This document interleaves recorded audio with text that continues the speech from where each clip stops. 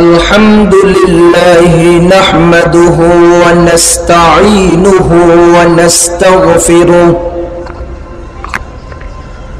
व नु'मिनु बिही व नतवक्कलु अलैहि व नऊज़ु बिल्लाहि मिन शुरूरि अंफुसिना वमिन सय्यिआति अअमालिना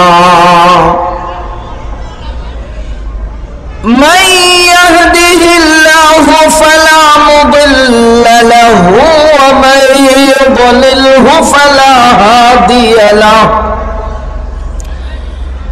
व नशहदु अल्ला इलाहा इल्लल्लाहु वहदहु ला शरीका लहु ونشهد أن سيدنا ونبينا وحبيبنا وحبيب ربنا ومولانا محمدا عبده ورسوله صلى الله تعالى عليه وعلى آله وأصحابه وبارك وسلم تسليما كثيرا كثيرا أما بعد فقد قال الله تبارك وتعالى في كلامه المجيد والفرقان الحميد الذين يذكرون الله قياما وقعودا وعلى جنوبهم ويتفكرون في خلق السماوات والأرض ربنا ما خلقت هذا باطلا وقال تعالى إن أكرمكم عند الله أتقاكم وقال رسول الله صلى الله عليه وسلم إن في الجسد لمضغة إذا فسدت فسد الجسد كله وإذا صلحت صلح الجسد كله ألا وهي القلب صدق الله العلي العظيم وصدق رسوله النبي الكريم ونحن على ذلك من الشاهدين والشاكرين والحمد لله رب العالمين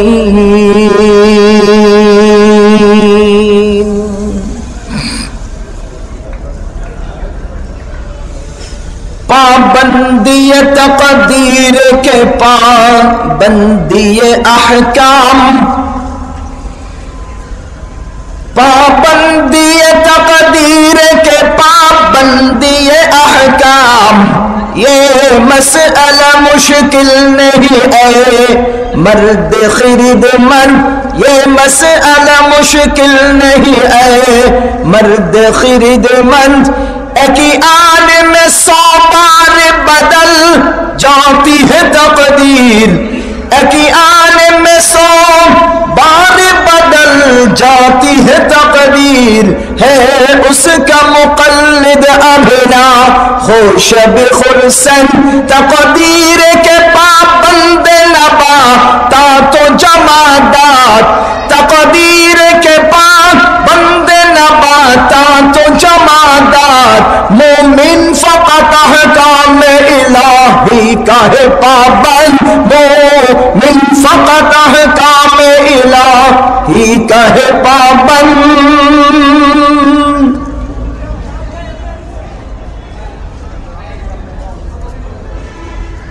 अल करीम इस्लामी पाठागारेर उद्योगे आयोजित आजकेर এই ওয়াজ মাহফিলের সম্মানিত সভাপতি সাহেব आशपाशेर मदारसेर सम्मानित असातिज़ाए किराम উলামায়ে কেরাম, মুরব্বিয়ানে আযম, যুবক ভাইয়েরা ও বন্ধুরা, পর্দার আড়ালে অপেক্ষমান মায়েরা ও বোনেরা, আল্লাহ রাব্বুল আলামিনের অশেষ মেহেরবানি যে আল্লাহ তাআলা আমাদেরকে দুনিয়াবী সমস্ত ব্যস্ততাকে পিছনে ফেলে উপেক্ষা করে কোরআন ও হাদিসের আলোকে কিছু আলোচনা শোনার জন্য আজকের এই দ্বীনি মাহফিলে আসার বসার তৌফিক দিয়েছেন। শুকরিয়া আদায় করে জোরে সুরে বলি আলহামদুলিল্লাহ। আমরা একটু আওয়াজ করে আল্লাহর জিকির করব, পারবো না ইনশাআল্লাহ? জোরে সুরে আলহামদুলিল্লাহ, আল্লাহু আকবার, সুবহানাল্লাহ, আল্লাহ, এগুলো বলবো, পারবো না ইনশাআল্লাহ? রাসূল করিম সাল্লাল্লাহু আলাইহি ওয়াসাল্লাম ইরশাদ করেন, সাল্লাল্লাহু আলাইহি ওয়াসাল্লাম বলেন না, রাসূল করিম সাল্লাল্লাহু আলাইহি ওয়াসাল্লাম ইরশাদ করেন,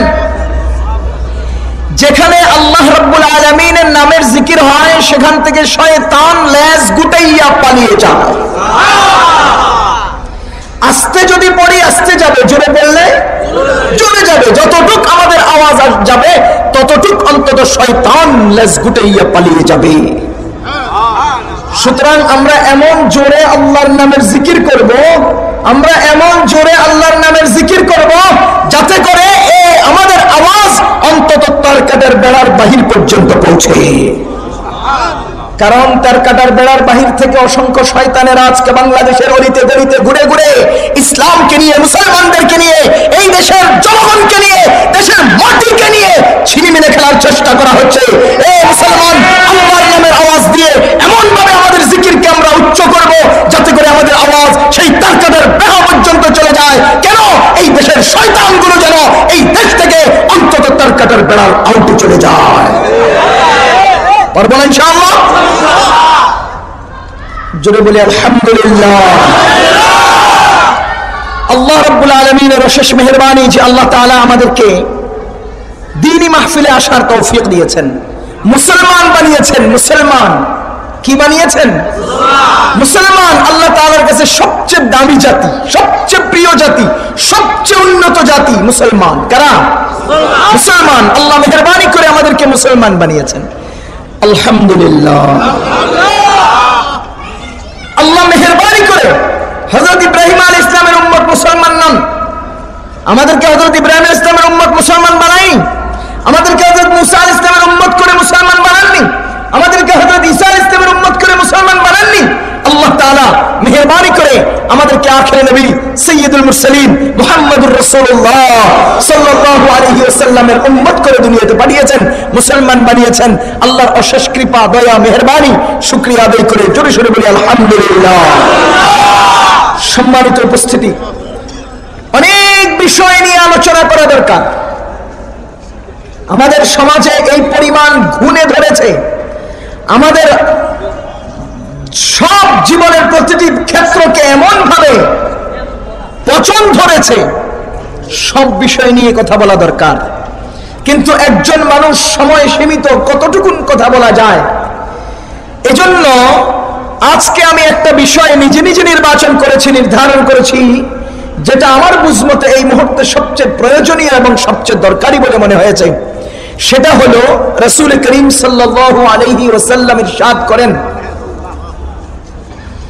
নিশ্চয়ই মানুষের শরীরে এমন একটা অঙ্গ আছে, অংশ আছে, যে অংশটা নষ্ট হয়ে গেলে জগৎ নষ্ট হয়ে যায়। যে অংশটা ঠিক হয়ে গেলে জগৎ ঠিক হয়ে যায়, বডির সমস্ত অঙ্গ প্রত্যঙ্গ ঠিক হয়ে যায়। আল্লাহ রাসূল বলেন, আলা ওয়াহিয়াল কলব, সেটা হলো কলব। সেটা কি? সেটা কি? কলব। যেই ব্যক্তির কলব নষ্ট, সেই ব্যক্তি আল্লাহর নাম শুনলে গায়ে চুলকানি শুরু হয়ে যায়। যেই ব্যক্তির কলব সমস্যা হয়ে গেছে, সেই ব্যক্তি কোরআনের হুকুমের সামনে নিজের চোখ নামায়, সেই লোক আঙ্গুল উঠানোর চেষ্টা করে, সেই লোক মুসলমানদের দিকে তাকালে তাদের গায়ে জ্বর এসে যায়। কারণ হলো তাদের কলব নষ্ট হয়ে গেছে। যে লোকের কলব সমস্যা, সেই লোক দুনিয়ার সবকিছুতে সমস্যা খুঁজে পায়। ঠিক না বে ঠিক?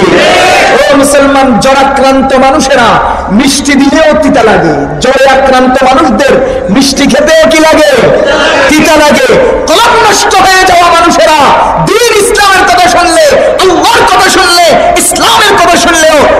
শরীরে জ্বর এসে যায়।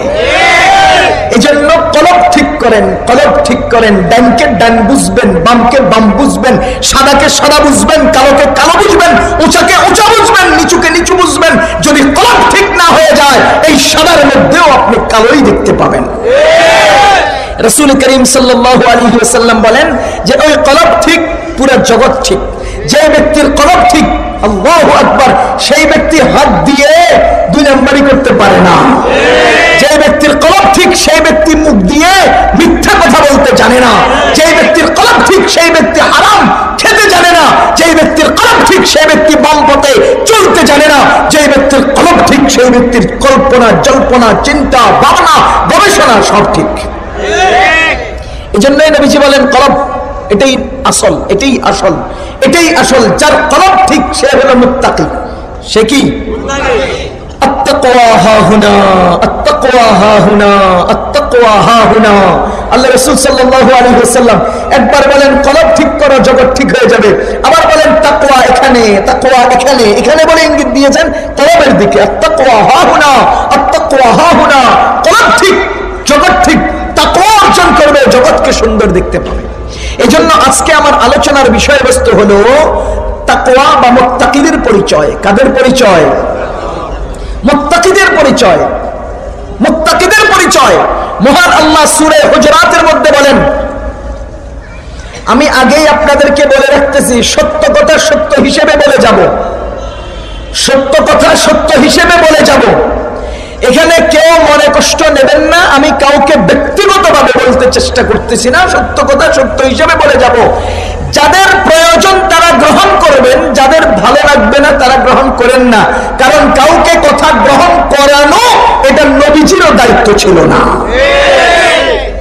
আমি সত্য কথা জানলাম কি জানলাম না, আমি সত্য কথা শিখার পরে জানার পরে, আমি সত্য কথা শিখার পরে জানার পরে আপনাদেরকে বললাম কি বললাম না, এটা কি আপনাদেরকে জিজ্ঞেস করবে না আল্লাহ আমাকে জিজ্ঞেস করবে? সত্য জানার পরে, সত্য শিখার পরে, সত্য বুঝার পরে সত্যকে মানুষের সামনে বললাম কি বললাম না, এটা আমাকে জিজ্ঞেস করা হবে। আমি আমার সত্য কথা আপনাদের সামনে পেশ করার পরে, সত্য কথা মানুষের কাছে পৌঁছিয়ে দেওয়ার পরে আপনারা মানলেন কি মানলেন না, এটা কি আমাকে জিজ্ঞেস করবে না আপনাদেরকে? সুতরাং আমি সত্য কথা বলে দেওয়ার পরে আপনারা মানলেন কি মানলেন না, সেটা আপনাদের সাথে, আপনাদের খোদার সাথে হবে।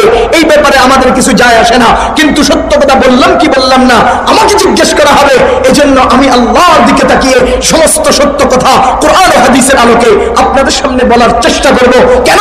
খোদার কাছে আমি যেন প্রশ্নের সম্মুখীন না হয়ে যাই। নিশ্চয়ই আল্লাহ তাআলা বলেন, ইন্না আকরামাকুম ইনদাল্লাহি আতকাকুম। তোমাদের মধ্যে সবচেয়ে দামি মানুষ কারা?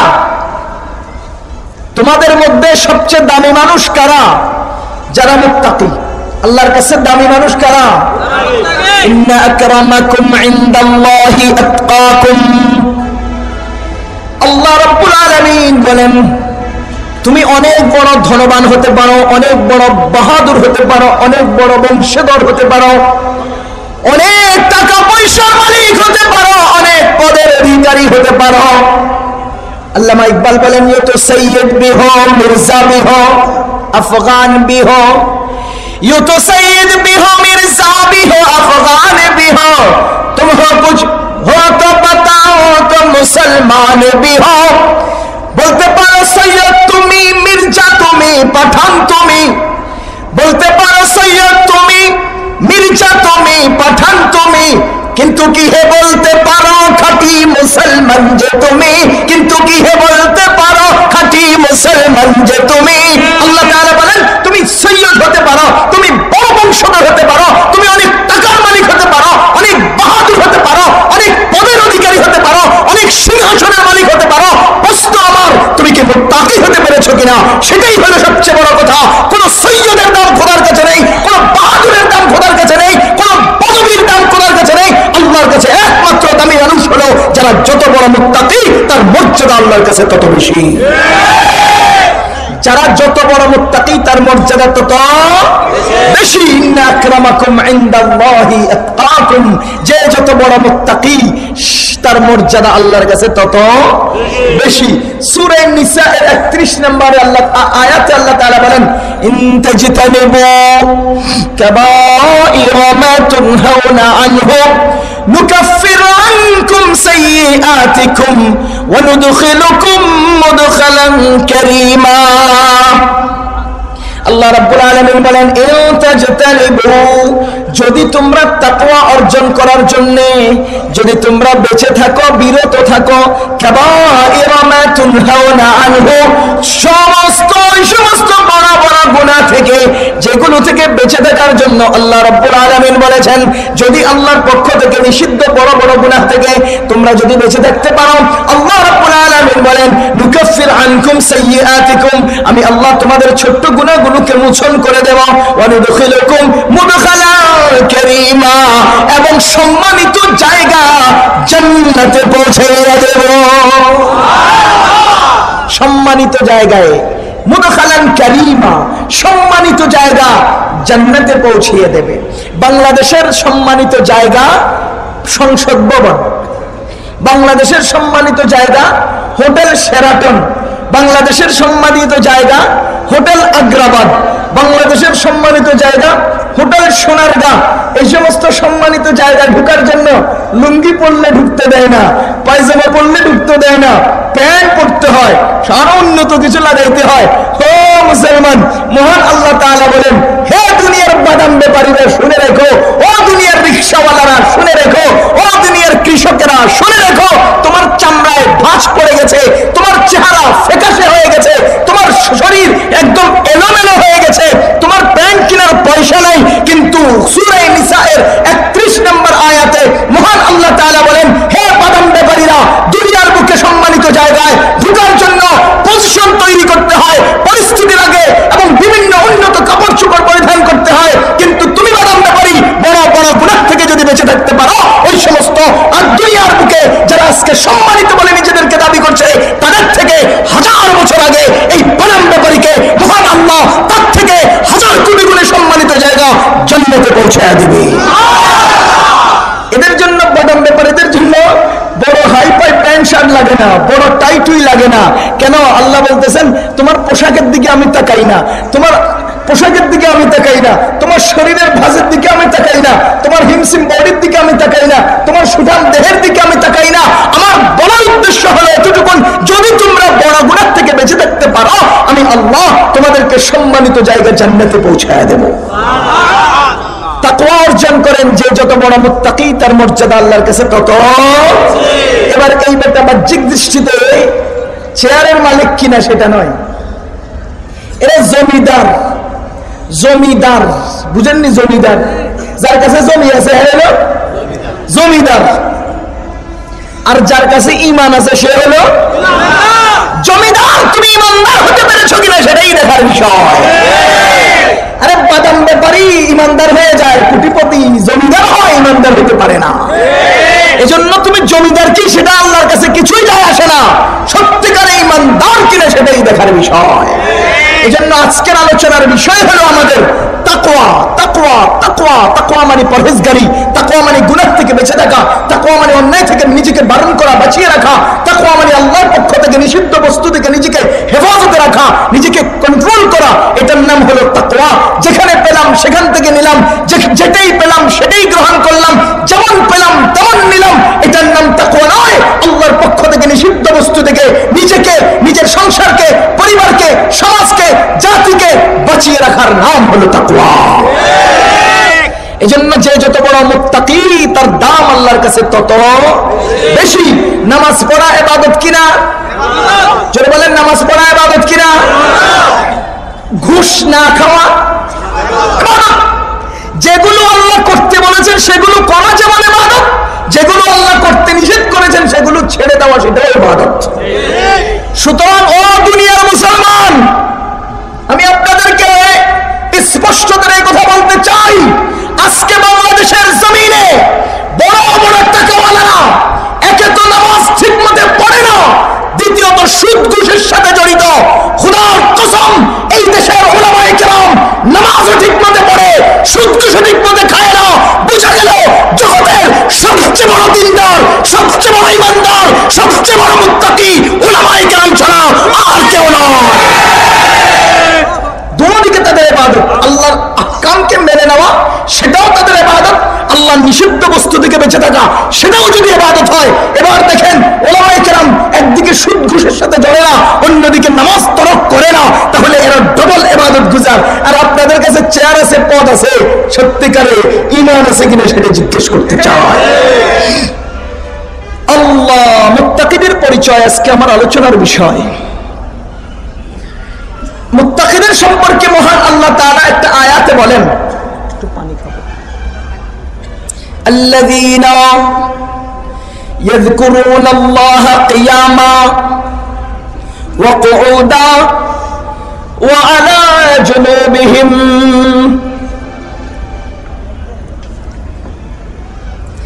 আল্লাযীনা ইয়াযকুরুনাল্লাহা কিয়ামা, যে সমস্ত লোকেরা দাঁড়ানো অবস্থায় আল্লাহকে স্মরণ করে। আল্লাযীনা ইয়াযকুরুনাল্লাহা কিয়ামা, যারা দাঁড়ানো অবস্থায় আল্লাহর কাছে আল্লাহকে স্মরণ করে। কাকে? ওয়া কুউদা, বসা অবস্থায় আল্লাহকে স্মরণ করে।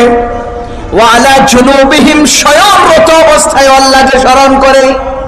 মোট কথা যারা সর্বাবস্থায় জীবন চলার পথে আল্লাহকে স্মরণ করে তারাই হলো সত্যিকারে মুত্তাকি। রাসূল করিম সরকারে দো জাহান সাইয়্যিদুল মুরসালিন মুহাম্মদুর রাসূলুল্লাহ সাল্লাল্লাহু আলাইহি ওয়াসাল্লাম সাহাবায়ে কেরামকে নিয়ে মসজিদে নববীতে বসে আলোচনা করছেন। হযরত ওমর ইবনুল খাত্তাব রাদিয়াল্লাহু তাআলা আনহু বলেন, আমরা নবীজির কাছে বসে আলোচনা করতেছিলাম, ইত্য বছরে একজন লোক মসজিদে নববীতে প্রবেশ করলেন, যার চুলগুলো ছিল কুচকুচে কালো, যার পোশাকগুলো ছিল ধবধবে সাদা, তাকে দেখতে খুব সুঠাম, খুব সুন্দর। এই লোকটাকে আমরা কেউ চিনি না, এজন্য মনে হলো অনেক দূর থেকে এসেছে। তার চুল এবং পোশাক আশাকের পরিস্থিতি দেখে মনে হলো অতি নিকটবর্তী জায়গা থেকে এসেছে। তিনি এসে নবীজির সামনে গিয়ে বসলেন এবং নিজের দুটো হাঁটুকে নবীজির হাঁটুর সাথে মিলিয়ে দিলেন।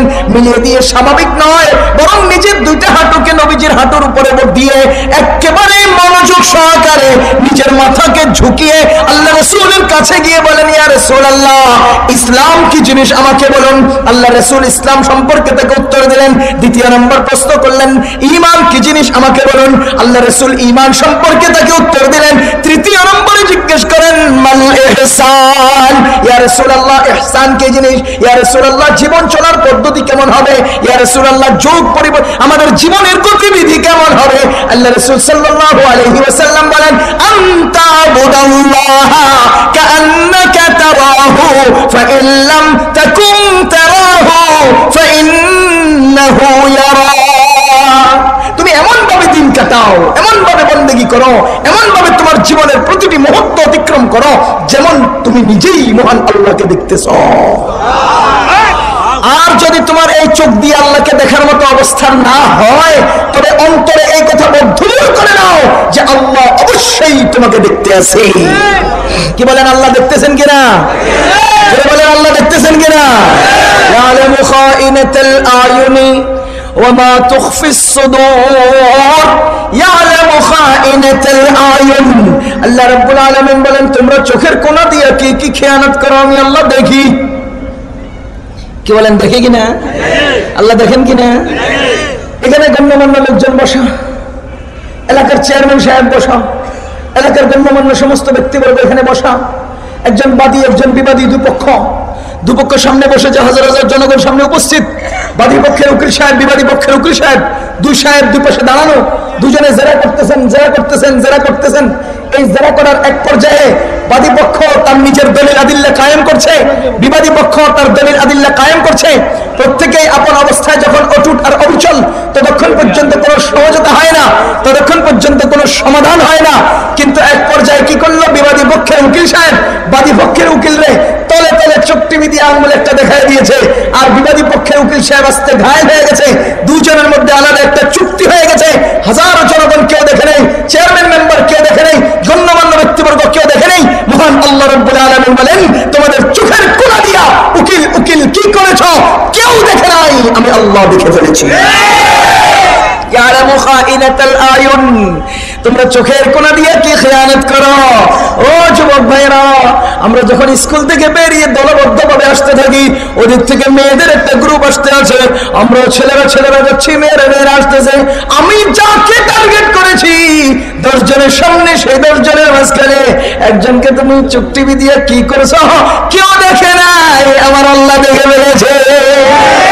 আল্লাহ তাআলা বলেন ওয়ামা তুখফিস সুদূর, অন্তরে অন্তরে কি কল্পনা করো, জল্পনা করো, কি ভাবনা ভাবো, কি সমস্ত স্কিম গুলো তোমরা করো, আমি আল্লাহ সেটাও দেখি।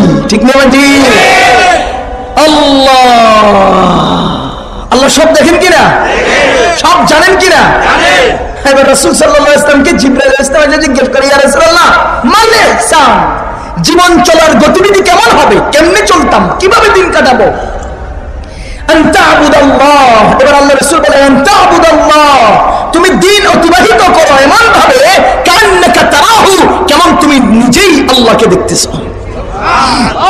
ফাইন লাম তাকুন তারাহু, যদি তুমি আল্লাহকে দেখতেছো এমনটা তোমার এই চোখ দিয়ে না হয়, ফাইন্নাহু ইয়ারাক, অন্তরে এই কথা বদ্ধমূল করে রাখো যে আল্লাহ সর্বক্ষণিক তোমাকে দেখতেছেন। কি বলেন, আল্লাহ দেখতেছেন কিনা? সূরা হাদীদের মধ্যে আল্লাহ তাআলা বলেন ওয়া হুয়া মাআকুম আইনামা কুনতুম, পালাবি কোথায়, আমি আল্লাহ তোর সাথে সাথে আছি। ওয়া হুয়া মাআকুম আইনামা কুনতুম, যাবে কোথায় তুমি, আমি আল্লাহ তোমার সাথে সাথে আছি। আরে কেউ সাথে সাথে থাকলে ফায়দা কি?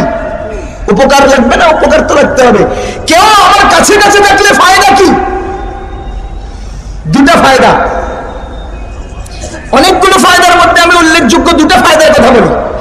এক নাম্বার, আমি হিরাজিল মসজিদে ইমামতি করি, আমার মসজিদ পরিচালনা কমিটির সভাপতি সাহেব যদি আমার কাছে কাছে সবসময় থাকেন, তাহলে কিন্তু আমি চা দোকানে দাঁড়াইয়া বামাক দিয়ে সিগারেট খামু না। খামু?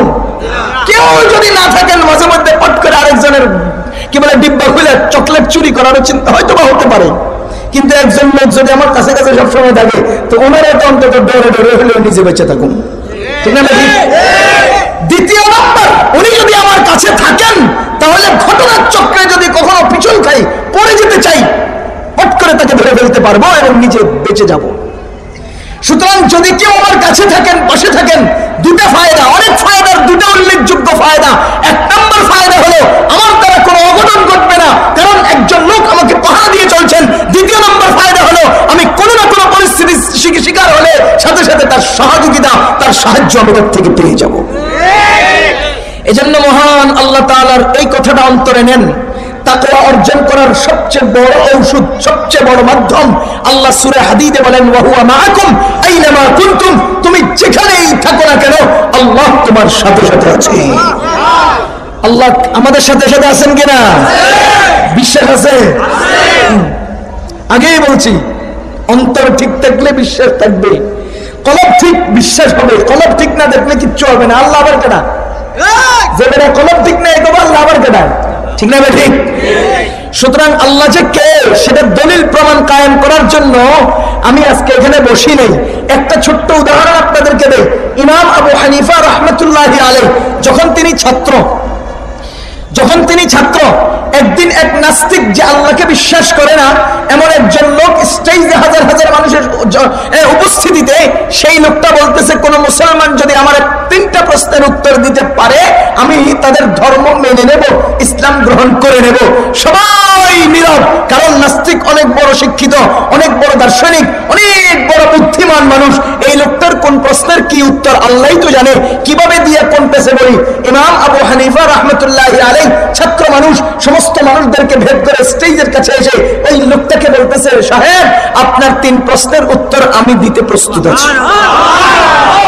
সমস্ত মানুষ অপেক্ষা করতেছে, এই ছেলে বাচ্চা মানুষ এত বড় জ্ঞানী মানুষের প্রশ্নের উত্তর দিব, কি জানি কয়। ঠিক আছে, আমার প্রশ্নের উত্তর দাও। ইমাম আবু হানিফা রাহমাতুল্লাহি আলাইহি বলেন যে আপনার প্রশ্নের উত্তর দেওয়ার আগে আমার একটা কথা আপনি বলেন। কি কথা? যে প্রশ্ন করে সে না জানে বলেই তো করে। কি বলেন? জানে না বলেই তো করে। তো যে উত্তর দেয় সে জানে বলেই তো উত্তর দেয়। তা আপনি প্রশ্ন করতেছেন জানেন না, আর আমি উত্তর দিচ্ছি জানি। আপনি বলেন তো, যে জানে যে জানে না দুজন কি সমান? কে ছোট কে বড়? যে জানে না সে ছোট, যে জানে সে বড়। যদি এই কথাটাই সত্য হয়, তাহলে আমি যেহেতু জানি এবং আমি বড়, সেহেতু আমি থাকবো স্টেজে, আর আপনি যেহেতু জানেন না আপনি ছোট, স্টেজ থেকে নিচে এসে দাঁড়ান। হাজার মানুষের সামনে, সবার সামনে এক বাচ্চা বলা কি করলো এটাকে, আপনি যদি যেহেতু ছোট সাব্যস্ত হয়েছেন এবং জানেন না আমাকে প্রশ্ন করবেন, তা আপনি তো স্টেজে থাকার অধিকার রাখেন না, আপনি নিচে আসেন, আমি উত্তর দেবো, আমি উপরে যাই। ইমাম আবু হানিফা রাহমাতুল্লাহ আলাইহি স্টেজে গেলেন, বেচারা নিচে আসলো, প্রশ্ন করেন কি বলবেন, তুমগো আল্লাহ কি করে কও তো। প্রথম প্রশ্ন, তুমগো আল্লাহ কি করে? আমগো আল্লাহ হাজার হাজার মানুষের সামনে আমনের মতো বেড়ারে নিচে নামায় আর আমার মতো কোলার উপরে দেয়। দেখেন না আমগো আল্লাহ কি করে, আমগো আল্লাহ কি করে দেখেন না। আপনার মতো বাহাদুর লক্ষ লক্ষ মানুষ জমায়েত করেছেন, আর আপনার মতো লোককে আপনার বানানো স্টেজ থেকে নিচে নামায়, আর আমার মতো বাচ্চা ছেলেকে স্টেজে আরোহণ করায়। আমার আল্লাহ করে। এ মুসলমান, কোটি কোটি টাকার মালিক কিঞ্চিত মুহূর্তের কারণে এমন আছাড় খায়, হাতে পাত্র নিতে বাধ্য হয়। আর জিরো থেকে অসংখ্য মানুষকে আমরা হিরোতে শুনি, দেখি, ঠিক না ভাই? আমার আল্লাহ করে এগুলো। কে করে? সাবধান সাবধান, আল্লাহর ধরা কঠিন ধরা। আমার আল্লাহ তাআলা ধরেন আসতে, কিন্তু ধরেন যে। দ্বিতীয় নম্বর প্রশ্ন, এই প্রসঙ্গে অনেক কথা আমি বলবো না, আমি জাস্ট ইশারা দিয়ে দিয়ে চলে যাচ্ছি। দ্বিতীয় নম্বর প্রশ্ন, আল্লাহ কোন দিক চেয়ে রয়েছে? কয় লাইটটা কোন দিক চেয়ে রয়েছে? কয় লাইটটা তো সব দিকে। আমার আল্লাহ সব দিকে। আল্লাহর আগে কে ছিল? আপনি কি 1 2 3 গুনতে জানেন? হিরো ভাই, আমি এত বড় শিক্ষিত মানুষ, আমার 1 2 3 গুনতে জানেন? কহ জানি তো। পিছন দিক থেকে করতে জানেননি? ক জানি। 10 থেকে পিছন দিকে 10 9 8 7 6 5 4 গণেন। গুনতে গুনতে 4 3 2 1, তার আগে গণেন, তার আগে গণেন। আর তো নাই। তার আগে কি? জিরো। আমার আল্লাহ 1, তার আগে জিরো। আল্লাহর আগে আর কেউ নেই, আল্লাহর আগে আর কেউ নেই। আল্লাহর আগে যেমন 1-এর সংখ্যার আগে জিরো, আমার আল্লাহ 1 1 1, শুধু আল্লাহু আহাদ, আল্লাহু আহাদ, আল্লাহ একক, তার আগে আর কেউ নেই। তার সমকক্ষ ওয়ালাম ইয়াকুল লাহু কুফুয়ান আহাদ, তার সমকক্ষ পৃথিবীতে তার পরেও আর কেউ নাই। ঠিক না ভাই? ঠিক। সুতরাং আল্লাহ সব সময় সব জায়গায় আছেন না নাই? সব জায়গায় সব সময় আছেন। ওয়া হুয়া মাআকুম আইনামা কুনতুম। অন্তরে এই কথা বদ্ধমূল করে নেন, আল্লাহ আমি যেখানেই থাকি না কেন, আমার আল্লাহ আমার সাথে সাথে আছে। রাসূল করিম সরকারে দো জাহান মুহাম্মদুর রাসূলুল্লাহ সাল্লাল্লাহু আলাইহি ওয়াসাল্লাম ইরশাদ করেন, জিবরিল আলাইহিস সালাতু ওয়াস সালাম যখন প্রশ্ন করেছে মাল ইহসান, ইয়া রাসূলুল্লাহ ইহসান কি জিনিস, আমরা জীবন কাটাবো কিভাবে, আল্লাহ রাসূল সাল্লাল্লাহু আলাইহি ওয়াসাল্লাম বলেন, তুমি যেখানেই থাকো না কেন এই দুনিয়ার জীবন কাটানোর সময় তুমি এই কথা মনে রেখো যে আল্লাহ রাব্বুল আলামিনকে তুমি দেখতে আছো। এতটুকু যদি তোমার অন্তর, তোমার চক্ষু দ্বারা না চলে, তবে এই অন্তরে এই বিশ্বাসটা রাখো, ফাইন্নাহু ইয়ারাক, আল্লাহ অবশ্যই তোমাকে দেখতে আছে। আল্লাহ দেখতেছেন কিনা? আল্লাহ দেখতেছেন। আল্লাহ সাথে দেখলে প্রথম ফায়দা কি? গুনাহ থেকে বেঁচে গেলাম, অন্যায় করা থেকে বেঁচে গেলাম। ঠিক না ভাই? অন্তরে যখন এই ধারণার ভিতরে থাকবে যে আমার সাথে একজন আছেন, আমার মসজিদ কমিটির পরিচালনা কমিটির সভাপতি সাহেব আমার সাথে আছেন, এই কথাটা যখন আমি অন্তরে রাখবো এবং আমি দেখতেছি, তাহলে কিন্তু অন্যায় করবো না। কি বলেন? করে ফেলবো? করলেই তো কমো মা হুজুরে নিয়ে আমরা ইমাম রাখছি, এবার আমি ইমাম রাখছি, পরের দিন আমার চাকরি আউট। মানুষের কাছে বলে আমার একদম পোষায় ফেলবো। নিজে বাঁচার জন্য হলে অন্তত নিজে এই সমস্ত অন্যায় থেকে বেঁচে থাকবো। আর অন্যায় থেকে বেঁচে থাকার নাম হলো তাকওয়া। অন্যায় থেকে বেঁচে থাকার নাম কি? দ্বিতীয় নম্বর ফায়দা, সাথে আল্লাহ সাথে সাথে থাকলে দ্বিতীয় ফায়দা কি? আল্লাহ নিজে বলতেছেন, ওয়া ইযা সাআলাকা ইবাদি আন্নী ফাইন্নী করিব, ওয়া ইযা সাআলাকা ইবাদি আন্নী ফাইন্নী করিব। ইয়া রাসূলুল্লাহ, মানুষ যখন আমার সম্পর্কে জিজ্ঞেস করবে আমি কোথায় আছি, আমি কোথায় আছি, বলে দিন ফাইন্নী করিব, আমি কাছে কাছে আছি, নিকটে নিকটে আছি। কতটুকুন কাছে? সূরা হাদীদ সূরা কাফের মধ্যে আল্লাহ তাআলা বলেন ওয়া নাহনু আকরাবু ইলাইহি মিন হাবলিল ওয়ারিদ, আমি মানুষের শাহরগের কাছে কাছে আছি। মানুষের গর্দানের মোটা যে রগ আছে, আমি আল্লাহ তার ওই রগের থেকেও কাছে কাছে আছি। সূরা হাদীদের মধ্যে আল্লাহ তাআলা বলেন ওয়া হুয়া মাআকুম আইনামা কুনতুম, তুমি যেখানেই থাকো না কেন আল্লাহ তোমার সাথে সাথে আছেন।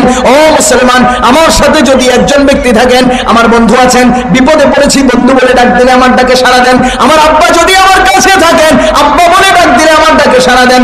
আম্মা বলি যদি আমার কাছে থাকেন, আম্মা বলে ডাক দিলে আম্মা আমার ডাকে সাড়া দেন। আমার মসজিদের মুয়াজ্জিন সাহেব যদি আমার পাশে থাকেন, আমি মুয়াজ্জিন সাহেব বলে ডাক দিলে আমার ডাকে সাড়া দেন। আমার কোনো মুসল্লি যদি আশেপাশে থাকেন, আমি প্রয়োজন ডাক দিলে আমি তার ডাকে সাড়া পাই। আমি তার ডাক দিলে সে আমার ডাকে সাড়া দেয়। ও মুসলমান, আল্লাহ রাব্বুল আলামিন বলতে আছেন, দেখো দেখো, তুমি যখন আমেরিকার কোনো চোরায় চলে যাও, তুমি যখন রাশিয়ার অনাবাদী পাহাড়ের চিপায় আটকা পড়ে যাও, তুমি যখন আফ্রিকার জঙ্গলের চিপায় পড়ে যাও, তুমি যখন সেই এভারেস্টের চৌড়ায় উঠে যাও, সেখানে তোমার আব্বা আম্মা থাকে না, সেখানে তোমার বন্ধু বান্ধব থাকে না, সেখানে তোমার কোনো পরিচিত জন থাকে না। এই কথা অন্তরে রাখো, আমি আল্লাহ তোমার কাছে কাছে থাকি।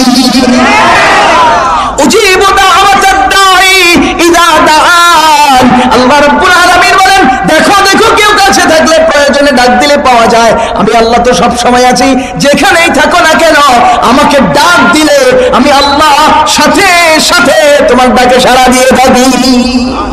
উজিবু দাওয়াতাদ দাঈ ইযা দাআন, যখনই বান্দা আমাকে ডাকে আমি সাথে সাথে সেই ডাকের সাড়া দিই।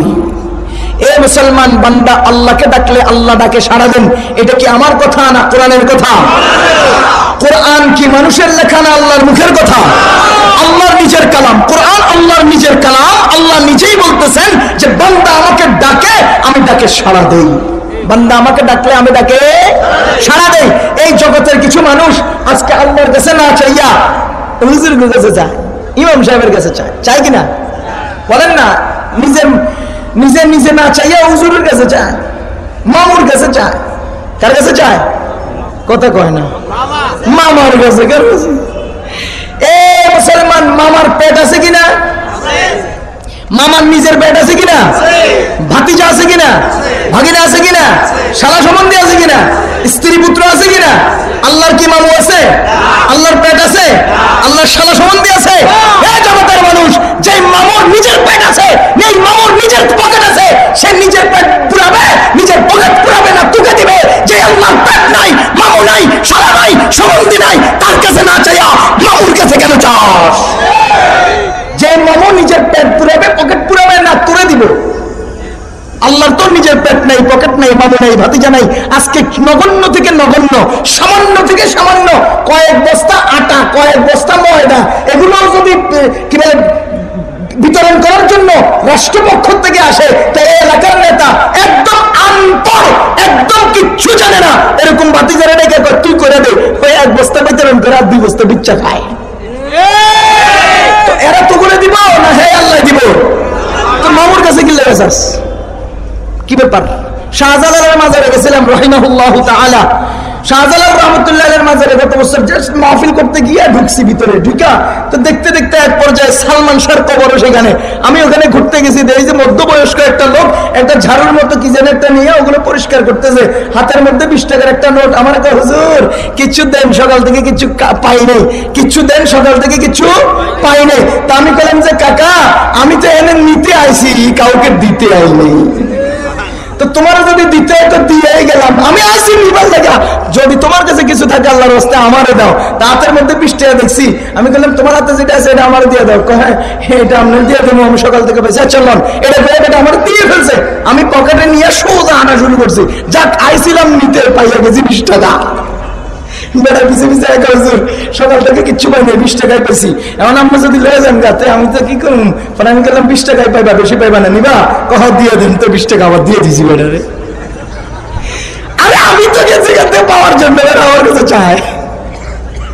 হ্যাঁ, কত বড় চিন্তা করে দেখেন, সেখানে বড় বড় কাচ্চি কতগুলো, বড় বড় মটকা কতগুলো আছে। বান্দা ওখানে যায় টাকা পয়সা দিয়ে আসে। আমার আল্লাহ ওর পকেটে দেয় আর ওই গাঞ্জাখোরদেরকে দিয়ে আসে। আল্লাহ তোমাকে পকেটে দিচ্ছে আর তুমি গাঞ্জাখোরদেরকে দাও। হ্যাঁ, এখানে পয়সা লোকে গাঞ্জা খাওয়ার ওরা সকাল সন্ধ্যা গাঞ্জা গায়। নাউজুবিল্লাহি মিন যালিক। আল্লাহ দিছে না ওরা দিছে? আর ওরা দেওয়ার জন্য বলছে না পাওয়ার জন্য? তো তুই বেকুফ ওদের কাছে যাস কি লাগা? কার কাছে যাবো? ওয়াস্তাঈনু, আল্লাহ নিজে বলেন ওয়াস্তাঈনু, তোমরা চাও, সাহায্য চাও, বিসসবরি ওয়াসসালাহ, আল্লাহ রাব্বুল আলামিনের কাছে ধৈর্য আর নামাজের মাধ্যমে আল্লাহর কাছে চাও। কার কাছে? ও দুনিয়ার মানুষ, আজকে জগতে কিছু মানুষ আপনাদেরকে বুঝাইতে চেষ্টা করবে প্রধানমন্ত্রী থেকে কোনো কিছু যদি আমরা ফাঁস করে আনতে হয় তাহলে এমপি মারফত যেতে হয়, আমরা ভায়া হয়ে যেতে হয়, লোক মাধ্যম যেতে হয়। আমি চেয়ারম্যানের কাছে যাব, চেয়ারম্যান এমপি সাহেবের কাছে যাবে, এমপি সাহেব মন্ত্রী সাহেবের কাছে যাবে, উনি প্রধানমন্ত্রীর কাছে যাবে, প্রধানমন্ত্রীর থেকে কোনো একটা জিনিস বাজেট হয়ে আসলে এই জগতের নিয়ম হলো এই সমস্ত সিঁড়ি বেয়ে যেতে হয়। আমার আল্লাহর নিয়ম, এই বান্দা সরাসরি আল্লাহর কাছে যাবে। এই জগতে কোনো মানুষ ভায়া হতে পারে না, মাধ্যম হতে পারে না। এই জগতে কোনো মানুষ যদি এই কথা বলে আল্লাহর কাছ থেকে পেতে হলে মামুর দরবার লাগবে, আল্লাহর কাছ থেকে পেতে হলে কোন চাচার দরবার লাগবে, আল্লাহর কাছ থেকে পেতে হলে ইমাম সাহেবের দরবার লাগবে। ও মুসলমান, খোদার কসম, আপনার মা মারা গিয়েছে, আপনার বাবা মারা গিয়েছে, আপনার অন্তরের বেদনা আমি ইমাম সাহেবের অন্তরের মধ্যে নাই। সুতরাং আপনার মায়ের জন্য আমার অতটুকুন কান্না আসবে না যে কান্না আপনি নিজে কাঁদবেন। সুতরাং আপনি আপনার আম্মার জন্য আপনার আল্লাহর কাছে সরাসরি কাঁদতে শুরু করে, সরাসরি কাঁদবেন। আমার কাছে আইলে আমি এতটুকুন কম, আল্লাহ অমুক সাহেবের মাটা মারা গেছে, তুমি এর বাঁচাই দিও, কি করে মাফ করে দিও, করে দিও, করে দিব, কিন্তু আমার চোখ দিয়ে পানি আসবে না। আপনার মা যেহেতু আপনার চোখে পানি আসবে, তা আপনি আমার কাছে কি জন্য আসেন? কি জন্য আসেন? মামুর কাছে কি জন্য যান? এই সমস্ত মামুরা এখন সরাসরি একটা কামাই করার, ব্যবসা করার রাস্তা চালু করতেছে বিনা পঞ্জিতে। এই যে নরসিংদী এলাকায় কিছুদিন আগে পত্রিকায় পড়ছি, এক ল্যাংটা মামু, সারা দিন 24 ঘন্টা ল্যাংটা, পরনে যদি কোনো সময় কাপড় দেয় ও এটারে খুইলা না কেনা এমনি করে ঘুরে দেয়, পুরো ল্যাংটা। তো কোনোদিন কিছু করতে লাগলে আমাদের কয়ে, হুজুর কার বিরুদ্ধে কি কর, কে জানে কার ভিতরে কি আছে, বেড়া লুঙ্গি খুলে তলে ভিতরে কি আছে দেখাই দিতে আছে, আর কি বুঝবো, হয়তো ভিতরে কি আছে দেখাই দিচ্ছে, লুঙ্গি খুললে ভিতরে দেখা যায় না। আমরা তো হুজুর কার ভিতরে কি আছে কে জানে, বেটা তো লুঙ্গি খুলে দেখাই দিচ্ছে ওর ভিতরে কি আছে। যার কাছে ফরজ নাই, যার কাছে সুন্নত নাই, যার কাছে নামাজ নাই, যার কাছে কোনো গোসল করার শরীয়ত নাই, যার টেম্পার ঠিক নাই, তার ভিতরে কি আছে। বেটা মারা গেছে, এরপরে 2 এলাকায় শুরু করছে কিলো এটা নিয়ে যাব, কি জন্য? বিনা পুঁজিতে ব্যবসা শুরু হইব। কি বানাইবো আমি কমুনা বানাইবো আর কি। এরপরে এসে পুলিশ এসে প্রশাসনিক ভাবে তাদের 2 গ্রামের মধ্যে টর্চ দিয়েছে, আর ওই টর্চের মাধ্যমে যারা পেয়েছে তাদেরকে এই লাশ দিয়েছে। আর তারা ওখানে শরীফ বানাইছে, শরীফ বানাইছে। আল্লাহ, কারো কোনো শক্তি আছে না সমস্ত শক্তি আল্লাহর? যারা বলেন জগতে কারো কোনো শক্তি আছে না সমস্ত শক্তি আল্লাহর? হযরত ওমর ইবনে খাত্তাব রাদিয়াল্লাহু তাআলা আনহু, তিনি খলিফাতুল মুসলিমিন, বাইতুল্লাহ শরীফ তাওয়াফ করতেছিলেন। হজরে আসওয়াদ যারা গিয়েছেন মক্কায় দেখেছেন, হজরে আসওয়াদ কালো পাথর, মানুষের ঢেউ সেখানে চুমো খাওয়ার জন্য। হযরত ওমর রাদিয়াল্লাহু তাআলা আনহু যেহেতু খলিফা, তার সাথে কেউ আর ওখানে মাখামাখি করেন নাই, ধাক্কাধাক্কি করেন নাই, এককভাবে ছেড়ে দিয়েছেন। তিনি চুমা খাওয়ার জন্য মুখটাকে সামনে নিয়েছেন, আবার পিছনে এনেছেন। মুখ সামনে নিয়ে চুমা না দিয়ে পিছনে নিয়ে এসে পাথরকে বলেন, হে পাথর, তোর না কারো উপকার করার শক্তি আছে, না কারো ক্ষতি করার শক্তি আছে, না তোর কোনো নিজস্ব শক্তি আছে।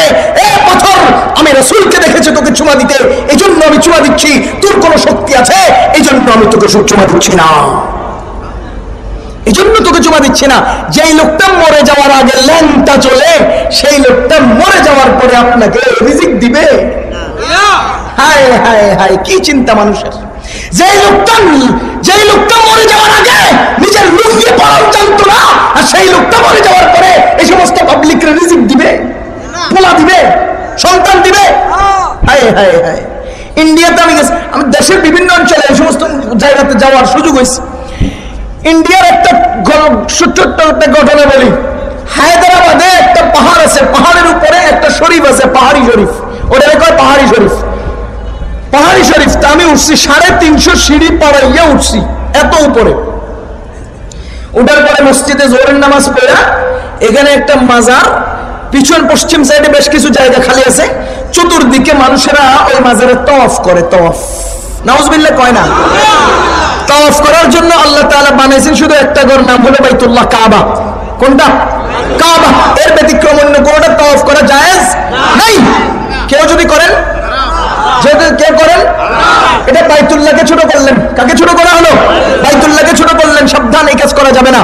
তাওয়াফ করে দাড়িওয়ালা, জুব্বা পায়জামাওয়ালা সুন্দর মতো আইসা চতুর্দিক তাওয়াফ করা, পশ্চিম দিকে পাছা দিয়া, পিঠ দিয়া সুন্দর মতে ওই সাহেবের পায়ে বরাবর সিজদায় পড়েছে। আমি নিজের চোখে দেখেছি, আমি নিজের চোখে দেখেছি। এরপরে ওখানকার মেয়েরা এরকম ময়ূরের পাক, লম্বা লম্বা পাক, এগুলো এতগুলোকে একত্রে বাঁধলে আগাটা একটা ঝাড়ুর মতো হয়ে গেছে।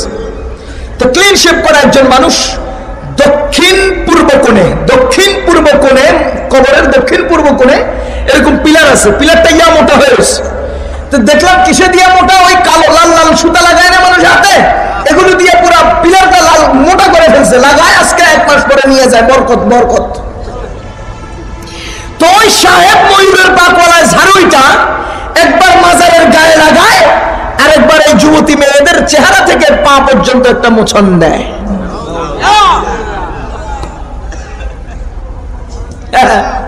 বরকত কি দেয়? বরকত।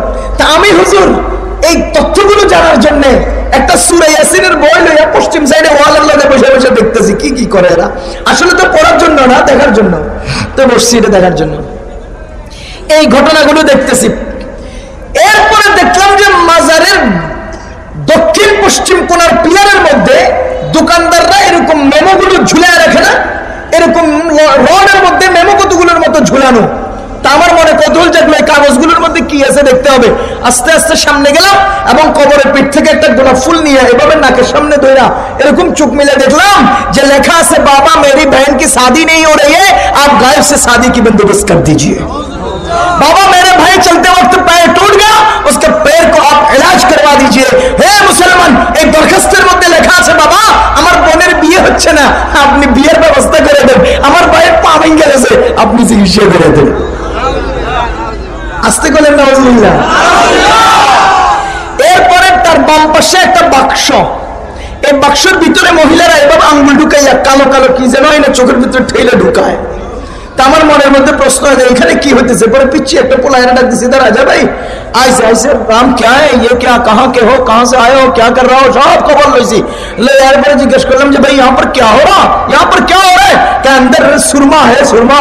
तो सुरमा कहाँ से आ गया? के अंदर एक बत्ती जलती है, उस बत्ती से जो धुआं उठता है ना, उसमें सुरमा बन जाता है। ভিতরে একটা বাতি জ্বলে, কেরোসিনের বাতি, ওই বাতির উপরে ধোঁয়া যেটা উপরে গ্যাস এর মধ্যে লাগে, ওগুলো ওখানে কালি হইয়া সুরমা বইনা যায়। এই মাজার শরীফের সুরমা বেডিরা চোখের মধ্যে ঠেলে ঠেলে ঢুকায়। বহু ঘটনা, বহু ঘটনা। এ মুসলমান, এগুলো হলে পয়সা কামাইয়ের ধান্দা, এছাড়া জগতের কোন মাজার পৃথিবীর কারো কোনো উপকার করতে পারে না। হযরত হামজা রাদিয়াল্লাহু তাআলার মতো এত দামি মানুষ আর কে হতে পারে? আপনারা গিয়েছেন মদিনাতে, হযরত হামজা রাদিয়াল্লাহু তাআলার কবরের চিহ্ন পর্যন্ত দেখা যায় না। 1 থেকে 1.5 লক্ষ সাহাবায়ে কেরামের কবরের চিহ্ন দেখা যায় না। কোত্থেকে নেতা, কোত্থেকে ফকিরগুলো এইভাবে বসাইয়া সেখানে আস্তানা করে মানুষের পকেট মারা, মানুষের পকেট ছিনতাই করার রাস্তা শুরু করেছে। সাবধান, আল্লাহ ছাড়া কারো কাছে চাওয়া যাবে না, আল্লাহ ছাড়া কারো কাছে চাওয়া যাবে না। চাইলে একমাত্র কার কাছে চাইব? আল্লাহর কাছে। আল্লাহর কাছে, আল্লাহই দিবেন, দেওয়ার মতো আর কারো শক্তি নেই। ওয়া ইদা সাআলাকা ইবাদি আন্নী ফাইন্নী করিব। যখন বান্দা আমার কাছে কিছু চায়, আমার সম্পর্কে আপনাকে জিজ্ঞেস করে আমি কোথায় আছি, ফাইন্নী করিব, আমি কে কাছে কাছে আছি, নিকটে নিকটে আছি। উজিবু দাওয়াতাদ দাঈ ইদা দান। যখনই বান্দা আমার কাছে চাইবে, আমি আল্লাহ সাথে সাথে তার চাওয়া পূরণ করে দেব। কে পূরণ করেন? কে পূরণ করবেন? আল্লাহ। সুতরাং আল্লাহ সব দেখতেছেন কিনা? অন্তরের মধ্যে এই বিষয়টা ঢুকান। আল্লাহ সব জায়গায়, সব ক্ষেত্রে, সব বিষয়ে, সর্বাবস্থায় আমাদের সাথে সাথে আছেন। আছেন কিনা ভাই? এটা অন্তরে ঢুকান, তাকওয়া এসে যাবে। তাকওয়া এসে যাবে। একজন লোক আমার কাছে কাছে পাহারায় থাকলে আমি অন্যায় করবো না, অন্যায় না করার নাম তাকওয়া অর্জন হয়ে যাওয়া। আর একজন মানুষ আমার পাশে পাশে থাকলে যে কোনো সময় তার সাহায্য পাবো। আমার আল্লাহ যদি কাছে থাকেন তো অন্যায় করা যাবে না, আল্লাহ যদি কাছে থাকেন আল্লাহ সর্বাবস্থায় আমাদের ডাকে সাড়া দিয়ে থাকেন। সুতরাং অন্তরে এটা ঢুকান, আল্লাহ আমরা যেখানেই থাকি না কেন আল্লাহ আমাদের সাথে আছেন। আল্লাযীনা ইয়াযকুরুনাল্লাহ কিয়ামান ওয়া কুউদা ওয়া আলা জুনুবিহিম। আল্লাহ রাব্বুল আলামিন বলেন, যে সমস্ত লোকেরা দাঁড়ানো অবস্থায় আমার কথা স্মরণ করে, আমাকে খেয়াল করে। ও মুসলমান মানুষের জীবনের তিনটা অবস্থা, হয়তো তারা দাঁড়িয়ে থাকে, না হয় বসে থাকে, না হয় শুয়ে থাকে। এই তিন অবস্থার বাহিরে অন্য কোনো অবস্থা নাই। এজন্য আল্লাহ তাআলা তিনটা শব্দ উচ্চারণ করেছেন। ও জগতের মানুষ, তুমি যখন দাঁড়িয়ে থাকো তখন আল্লাহ রাব্বুল আলামিনকে স্মরণ করো। এর অর্থ এই নয় যে শুধু নামাজে দাঁড়ালে আল্লাহকে স্মরণ করবো, না না। দাঁড়ানো অবস্থার যতগুলো পরিস্থিতি আমাদের জীবনে আসবে, প্রত্যেকটা কাজের মধ্যে আল্লাহকে স্মরণ করতে হবে। রাস্তার পাশ দিয়ে হেঁটে চলছি, একজনের একটা গাছের পেয়ারা পেকে আছে, আমি দাঁড়ানো অবস্থায় টেনে ছিঁড়ে ফেললাম। আমার আল্লাহ বলেন, তুমি মনে করছো মালিক তোমাকে দেখতেছে না, আমি আল্লাহ ঠিক ঠিক দেখে নিচ্ছি। দোকানদার দোকানদার ভাই আমার 1 কেজি তেল দেন। বেটা ওদিক ফিরে তেলগুলো মাপতেছে, আর ওইদিকে ডাইনে বামে তাকাইয়া আস্তে করে ডিব্বাটা খুলে পকেটে ঢুকে ফেলছ। আল্লাহ কয়, মনে করছো কেউ দেখে নাই, আমি কিন্তু দেখে বলাইছি। কি কারণ আল্লাহ দেখে না? যে সমস্ত লোকেরা দাঁড়ানো অবস্থার সব কাজগুলোর ক্ষেত্রে আল্লাহকে স্মরণ করে। ও মুসলমান, গাড়ির মধ্যে জ্যাম লেগে আছে, গাড়িতে মানুষেরা জ্যাম একজন একজনের সাথে লেগে আছে, আর সবাই ডান্ডা ধরে উপরে হাত রেখে আছে। আর আপনি কি করলেন? তলে তলে আরেকজনের পকেটের দিকে এভাবে তাকাইতে আছেন। মোবাইল ফোনটা দেখা যায়নি কোনো, 500 টাকার নোটটা দেখা যায়নি কোনো, আস্তে করে 2টা আঙ্গুল ঢুকিয়ে দিচ্ছেন। কেউ তো দেখতেছে না, আল্লাহ আল্লাহ আল্লাহ দেখতে আছেন। আল্লাহ কয়, যারা এরকম দাঁড়ানো অবস্থায় আমাকে খেয়াল করে, যারা এরকম দাঁড়ানো অবস্থার সব কাজে আমাকে খেয়াল করে, তারাই হলো সত্যিকারে মুত্তাকি। আজকে আমরা সাক্ষী দেওয়ার জন্য দাঁড়াই, আজকে আমরা আদালত কোর্ট কাছারিতে সাক্ষী দেওয়ার জন্য দাঁড়াই, আজকে আমরা এক জায়গায় অন্যজনে একজন আরেকজনের জন্য বিরুদ্ধে কথা বলার জন্য দাঁড়াই। ও মুসলমান, সেই মুহূর্তে নিজের অস্তিত্বকে দিকে নজর না করে, নিজের সবকিছুকে পরিত্যাগ করে আল্লাহর দিকে একটু নজর করতে হবে। সমস্ত কথা আল্লাহর দরবারে অবশ্যই রেকর্ড হয়ে যাচ্ছে। আল্লাহর দরবারে রেকর্ড হচ্ছে কিনা? সুতরাং অন্তরে যতগুলো দাঁড়ানো অবস্থা আছে, সমস্ত দাঁড়ানো অবস্থার সব কাজে আল্লাহকে স্মরণ করতে হবে। আল্লাযীনা ইয়াযকুরুনাল্লাহা কিয়ামা, দাঁড়ানো অবস্থার সব ক্ষেত্রে আল্লাহকে স্মরণ করবেন। ওয়া কুউদা, বসা অবস্থার সব ক্ষেত্রে আল্লাহকে স্মরণ করে। আমরা আজকে মাহফিলের মধ্যে বসে আছি, সবাই তো হুজুরের ওয়াজ শোনার জন্য সামনের দিকে চেয়ে রয়েছে, পিছনে পকেট থেকে মোবাইলটা অর্ধেক বাইরে রয়েছে, কেউ তো খেয়াল করে নাই। আরেকজনে পিছন দিয়ে বৈশা সুন্দর মতো মোবাইলটা লইয়া সুইচটা যখন অফ করে, আল্লাহ কয়, তুই দেখার মনে করছ কেউ দেখে নাই? কি বলেন, কেউ দেখছে কিনা? জোরে বলেন, দেখছে কিনা? কেউ দেখে নাই, এ মনে করছে কেউ দেখে নাই। আমরা কি করে দোস্ত আস্তে করে যাইয়া দোস্তের আশপাশে টেবিলের উপর থেকে মোবাইলটা হাতে লইয়া সুন্দর মতো সুইচটাকে অফ করার চিন্তা করি। দোস্ত যদি দেখে ফেলায় তাই কয় যে, দোস্ত তোর মোবাইলটা কেমন একটু দেখতেছি আর কি। আর যদি না দেখে, সুইচটা অফ করলেই পকেটের মধ্যে ঢুকায় ফেলায়। ঠিক না? ঠিক। সুইচ অফ করলেই পকেটে ঢুকায় ফেলা, চুরিটা করে ফেললো। আর যদি দোস্ত দেখে ফেলে তো কয় যে, দোস্ত আসলে তোর মোবাইলটা কেমন একটু দেখতেছি আর কি। আল্লাহ কয়, তুমি মনে করছো কেউ দেখে নাই? কি বলেন, আল্লাহ দেখতেছে না? দেখতেছেন কিনা? বসা অবস্থায় যতগুলো কাজ আমরা করতেছি, চেয়ারে বসে আছি অথবা মাটিতে বসে আছি অথবা অন্য কোনো আসনে বসে আছি, যেখানে যে অবস্থায় যে বসে থাকবো, সর্বাবস্থায় বসার সর্বাবস্থায় কাকে স্মরণ করতে হবে? আল্লাহকে স্মরণ করতে হবে। আল্লাহ দেখতেছেন কিনা? জোরে বলেন, দেখতেছেন কিনা? ওয়ালা জুনুবিহিম, আল্লাহ রাব্বুল আলামিন তৃতীয় নম্বর বলেন ওয়ালা জুনুবিহিম, এবং তারা নিজেদের কাঁধের উপরে যখন শুয়ে থাকে তথা শোয়া অবস্থায় আল্লাহ রাব্বুল আলামিনকে স্মরণ করে।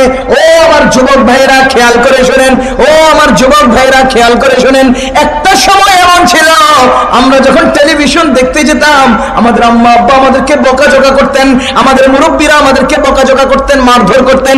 কিন্তু আজকে বহির বিশ্ব থেকে, পশ্চিমা বিশ্ব থেকে আমাদের জন্য সুন্দর সুন্দর মোবাইল ফোন আসছে, এর মধ্যে উন্নত মেমোরি কার্ড আছে, এর মধ্যে ভিডিও চিত্র দেখার মতো পজিশন দেওয়া আছে। আমরা আগে টেলিভিশন দেখতাম না, আমরা আরেকজনের বাড়িতে ঘরে দোকানে গিয়ে টেলিভিশন দেখতে ভয় পাইতাম, মুরব্বীরা বকা করবে। কিন্তু আজকে এমন একটা সিস্টেম তৈরি হয়ে গেছে, একটা ওয়াকম্যান মোবাইলের মধ্যে রেখে দুইজন দুই বালিশের মধ্যে মাথা দিয়ে, দুই বালিশের মাঝখানে ওই মোবাইলটা রেখে দুইজনে কানে কানে শুনতে আছি। মোবাইলটা আমরা মশারির নিচে শুয়ে শুয়ে দুইজনে রাতের অন্ধকারে বসে বসে, এই যে শুয়ে শুয়ে তুমি আমেরিকান নেকেট গুলো দেখতে আছো আর হিন্দি ছবিগুলো দেখতে আছো, আমার আল্লাহ রাব্বুল আলামিন বলেন এই যে অন্যায় কাজে তুমি সময় নষ্ট করতেছ, আমার আল্লাহ ঠিক মতো দেখতে আছে। দেখতেছেন কিনা? ও মুসলমান ভাইরা, আল্লাহর ওয়াস্তে আপনাদের মোবাইলগুলো একটু পরিষ্কার করেন, মোবাইলগুলো পরিষ্কার করেন, মোবাইলগুলো পরিষ্কার করেন। আপনাদের মোবাইল নাপাক হয়ে গেছে, যার কারণে আপনাদের অন্তর নাপাক, এই অন্তর নাপাক হয়ে যাওয়ার কারণে ইবাদত নাপাক, ইবাদত নাপাক হয়ে যাওয়ার কারণে জীবনটাই নাপাক হয়ে গেছে। এই যে মোবাইলটা দেখে নেকেট দেখতেছে, মসজিদে ইমাম সাহেব আজান দিয়ে দিছে, আজানের সময় হয়ে গেছে, তো নেকেট ওই অবস্থায় পকেটের মধ্যে লইয়া নামাজ পড়ে বের হয়ে আবার সেই অবস্থা থেকে বাকিটা দেখে। বলে হুজুর আপনি দেখছেন নি কোনো সময়? দেখেন নাকি? আপনি জানেন কেমনে? আমি চোখ বন্ধ করে কইতেছি আল্লাহর দিকে তাকাইয়া, আপনারা নিজেরা নিজেরা বলেন তো, করেন না এরকম? কেউ কয় না করি, কারণ পাশের লোকটাকে বোঝে কি বেড়ে খরচ, আরেকজনে বুঝে ফেলবে কেউ কইতেছে বাস্তবতা। হায় হায়, রাত্রে শুইতে সারা রাত তার কানের মধ্যে ওয়াকম্যানে গান চলে, হ্যাঁ, ঘুম থেকে উঠছে গান চলতেছে। হ্যাঁ, মুসলমান তেলাওয়াত নাই, মুসলমান কোরআন তেলাওয়াত নাই, আল্লাহর কালাম জিকির আজকার কিচ্ছু নেই, নামাজ কালাম কিচ্ছু নেই। এভাবেই মুসলমানের জন্য বিজয়, এভাবেই মুসলমানদের জন্য শান্তি। এত সহজ না। এজন্য মোবাইল পরিষ্কার করেন। আপনাদের হাত জোর করে অনুরোধ করব, প্রত্যেকজন ব্যক্তি নিজেদের মোবাইলগুলো পরিষ্কার করেন। আমি একটা উদাহরণ আপনাদেরকে দেই। মনে করেন আমি হিরাজের মসজিদের ইমাম, আমার পকেটে একটা মেমোরি কার্ড ওয়ালা মোবাইল আছে। এখন আমার মোবাইলের ভিতরে যদি আমি এরকম মানে অশ্লীল কিছু রাখি, রাখা সম্ভব কিনা? বলেন সম্ভব কিনা? আমি অশ্লীল কিছু রাখলাম, হঠাৎ করে আমার এই মোবাইলটা আমার ইমাম সাহেব, কি বলে, মুয়াজ্জিন সাহেব নিলেন। উনিও আলেম, আমিও আলেম। উনি নিলেন, নিয়ে আমার মোবাইলটারে কোনো সময় খুললেন, খুলে ভিতরে কি আছে দেখলেন, এমনি দেখতে দেখতে দেখে ফেললেন। দেখলেন, দেখে পরে বলতেছে হুজুর বড় বড় ওয়াজ করে আলাই করে দেখি দেখ। বলেন তার অন্তরে আমার ওয়াকার নষ্ট হবে কিনা? তার অন্তরে আমার প্রতি যে শ্রদ্ধা বোধ ছিল সেটা দূর হবে কিনা? উনি একজন আলেম হইয়া আমাকে যেভাবে যতটুকুন গালি দেওয়া দরকার অতটুকুন গালি দিবে, মুখে দেখ আর অন্তরে দিয়ে ছাড়বে। ঘটনার চক্রে আমি ঢাকা যাইতেছি, বাসের মধ্যে বসছি, একটা চোর আমার 2 আঙ্গুল দিয়ে পকেট থেকে মোবাইলটা বের করে নিচ্ছে। আমার মাথায় পাগড়ি ছিল, গায়ে জুব্বা ছিল, পরনে সুন্দর পোশাক ছিল, চাপায় দাড়ি ছিল, দেখতে উন্নত লাগে। আমার পকেট থেকে মোবাইলটা নিয়ে গেছে কে? চোরে। আর এই চোরে যদি আমার মোবাইলটা খোলে আর মেমোরিটার ভিতরে এরকম কোনো কিছু দেখে, তো ওই চোরা বেটায় আমি হুজুরের প্রতি কি পরিমাণ আস্থা নষ্ট হবে চিন্তা করেন। এবং ইমাম সাহেব, মুয়াজ্জিন সাহেব আলেম হইয়া আমাকে যে গালিটা দিয়েছে, ওই চোরা বেটা তার থেকে অন্তত 100 গুণ বেশি গালি দিবে না? তাহলে বলেন, আমি একজন হুজুর মানুষ, এই আলেমের কাছেও ছোট হলাম, চোরের কাছেও ছোট হলাম। আমার এই মোবাইলটার কারণে, মোবাইলের নেকেটটা রাখার কারণে, এই অন্যায়টার কারণে আমি আমার এই আলেমের কাছেও ছোট হলাম, জনগণের কাছে ছোট হলাম, একটা নগণ্য, একটা নিম্ন পর্যায়ের পেশাদার চোরের কাছেও ছোট হলাম। তা আমি মর্যাদা পেলাম কোথায়? এই জন্য খোদার দোহাই লাগে, এই সমস্ত মোবাইলের ভিতরেরটা পরিষ্কার করেন। অন্তর পরিষ্কার হবে, অন্তর পরিষ্কার হবে, ইবাদত পরিষ্কার হবে, ইবাদত পরিষ্কার হবে, জীবন পরিষ্কার হয়ে যাবে। আল্লাহর ওয়াস্তে মোবাইল পরিষ্কার করেন। আল্লাহর পক্ষ থেকে যেদিন আযাব নাজিল হবে, বাঁচার পথ থাকবে না। একত্রে পিঠা খাওয়া শুরু হলে মোবাইলগুলো যখন ফেলে রেখে যাবেন, তখন যারা দেখবে এরা দেখবে আপনাদের মোবাইলের মধ্যে কি অশ্লীলতা। আল্লাহর ওয়াস্তে আল্লাহর দিকে তাকিয়ে ইবাদতগুলো সুন্দর করার জন্য মোবাইলটা পরিষ্কার করেন, মোবাইলটা পরিষ্কার করেন। তাকওয়ার আজকের দাবি হলো আমাদের যুব সমাজের মোবাইলটা পরিষ্কার করেন। ছোট্ট ছোট্ট ছেলেরা যে সমস্ত নেকেটগুলো দেখে, হে গার্জিয়ানদেরকে আমি অনুরোধ করব, স্কুল কলেজের উস্তাদগণকে আমি অনুরোধ করব, আপনাদের প্রত্যেকের অধীনে যারা আছে প্রত্যেকের মোবাইলগুলোকে আপনারা চেক করবেন, দেখবেন, বুঝবেন। আরে হুজুর আমনে কত বড় চালাক, আমরা এত না আরো ডবল চালাক। আমি সবসময় মেমোরি একটা লাগাই রাখি, আর ভিতরে প্যান্টের চিপার মধ্যে মেমোরি আরেকটা রাখি, যে সময় ওইটা দেখবো ওইটা ওইটা বের করে লাগাই। আমাকে হুজুরে পাইব কই, স্যারে পাইব কই, আব্বু আম্মু পাইব কই, এরা আমার খুঁজে পাইব না, আমি তো লুকায় রাখছি আর নিচে। ঠিক না ভাই? ঠিক।